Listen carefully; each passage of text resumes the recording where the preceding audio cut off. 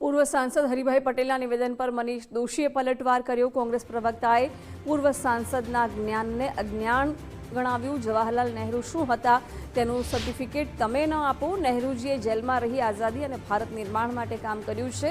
IIM, ISRO અને medical સાયન્સનો પાયો નહેરુજીએ નાખ્યો છે તેમ મનીષ દોશીએ જણાવ્યું।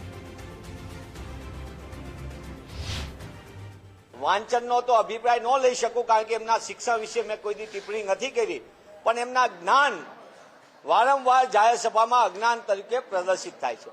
તેઓ જે રીતે કહી રહ્યા છે કાશ્મીરી પંડિત એનું સર્ટિફિકેટ ભાજપા ન આપે અને ભાજપાના નેતાઓ પણ ન આપે, એવો એ પણ સર્ટિફિકેટ ન આપે કે કેટલું ભણેલા હતા।